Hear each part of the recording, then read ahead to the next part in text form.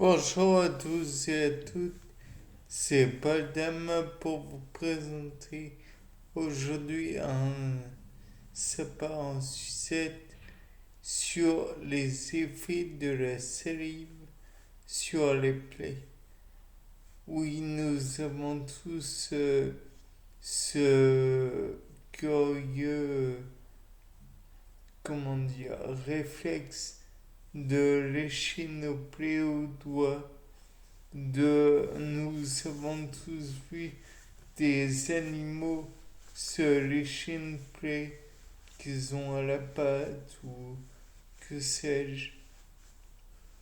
Et l'idée que l'on peut en retirer est une idée très simple, à savoir que la salive contient des, un facteur clé particulièrement,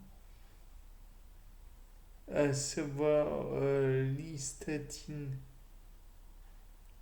C'est un antimicrobien,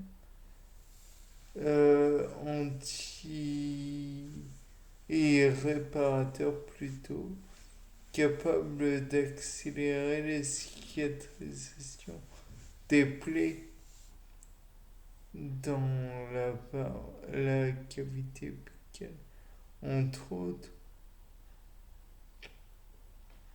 Donc peut-être que via le réflexe que nous avons, nous essayons d'utiliser cette hystatine sur la peau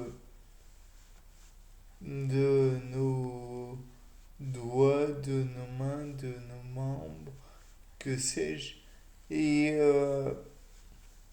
vous pourriez vous dire, oui, mais Henri, cette peau est un épithélium.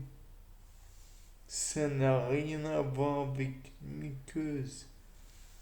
Eh bien, en dessous de la peau, ce que l'on considère comme mise à vif, c'est une paroi muqueuse, du moins je pense. Donc si nous ne, comment dire, cicatrisons pas la muqueuse, la peau directement, nous aidons peut-être la muqueuse à se résorber correctement. De plus, quand on y pense, le, la, comment dire, la salive contient des éléments qui vont non pas uniquement cicatriser, mais arrêter le fluide sanguin.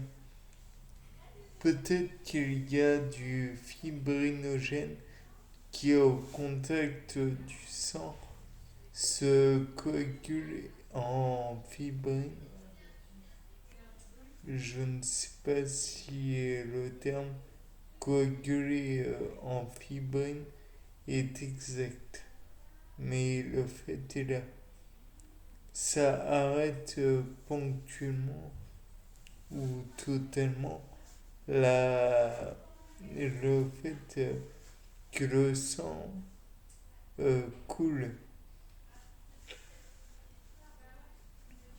Néanmoins, on peut aussi envisager la possibilité que ce n'est pas du fibrinogène qui se convertit en fibrine, mais simplement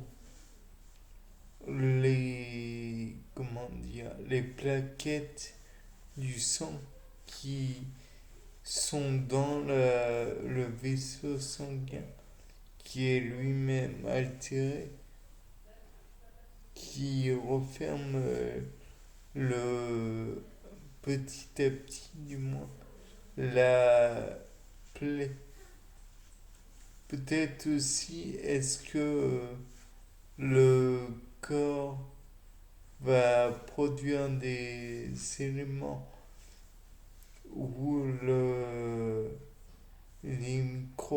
micro-organismes présents à la surface de la peau vont produire une matière collante, tel un biofilm.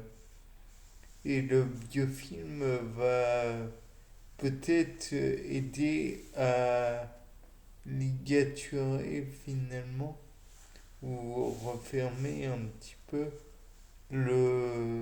la petite plaie qui s'est formée. Le fait est que même si un élément est en cause, il y a peu de chances que cela soit uniquement cet élément, mais plutôt une conjonction de ces éléments qui font que finalement il y a une fermeture de la plaie et une cicatrisation peut-être accélérée. L'hystatine est une substance, soit, mais une substance qui est peptidique.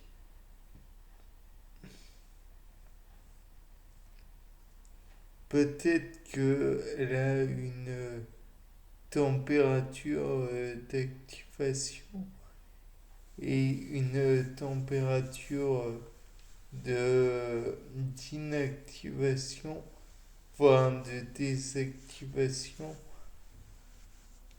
qui est inconnue pour moi.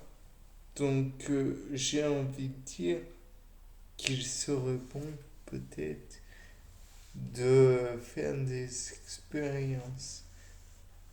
Bien, c'était Paul Dame pour un nouveau C'est pas un suicide. Au revoir.